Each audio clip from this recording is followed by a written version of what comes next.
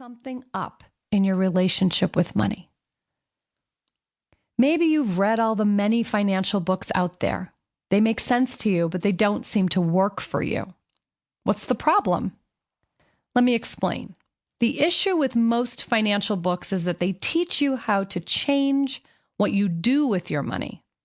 They give you advice about how and where to invest, how the stock market works, how to get out of credit card debt, and how to tell the difference between the various types of funds and trusts.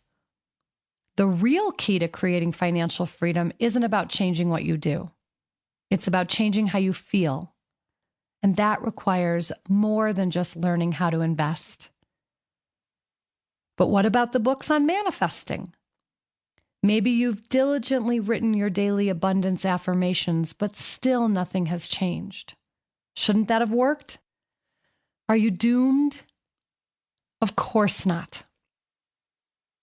Affirmations and manifesting exercises are great, but on their own, they don't get to the core issues. They skim the surface without changing how we feel on a deep level. And what we feel is the key missing piece. But once we work on our core issues, affirmations can be very helpful. That's why you'll find one at the end of each chapter to help anchor the deeper work you do as you work on the steps. The self-worth secret. In order to truly deal with our money issues, we need to go deep within and explore not just our feelings about money, but also our feelings about ourselves. That's because at heart, money issues are really issues of self-worth. In other words, our self-worth determines our net worth.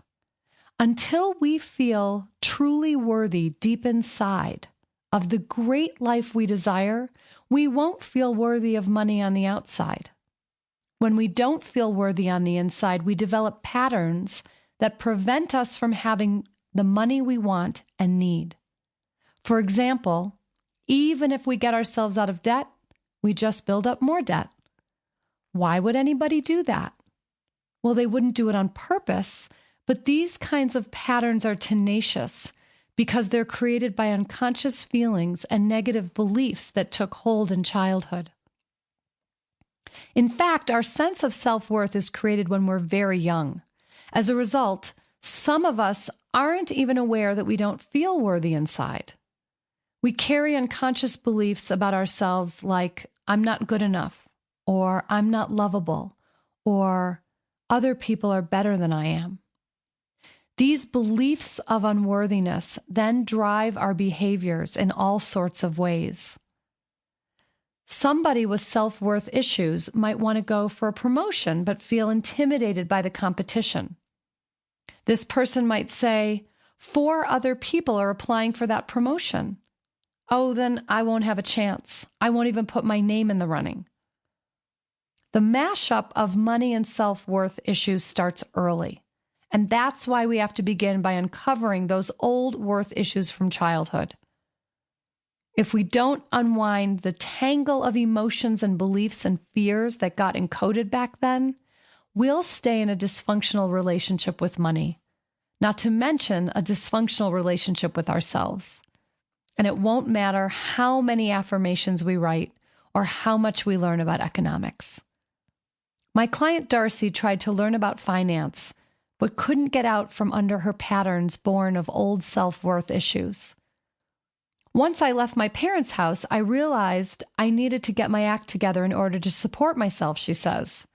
But I had no concept of a budget or how to manage my money, so I was always short at the end of the month. I knew in my heart that I didn't want to live my life the way my parents did, paycheck to paycheck. I attended many workshops on budgeting and financial strategy, but every time I would fall right back into the habit of spending money I didn't have. I'd work hard to pay off the debt, only to do it all over again. It was a crazy cycle. What was the problem? Darcy needed to boost her self-worth before she could grow her net worth. No matter how much she learned about how to manage money, she couldn't make progress until she dealt with those deep feelings and unconscious beliefs. Beliefs that were seriously limiting her ability to create the life she desired.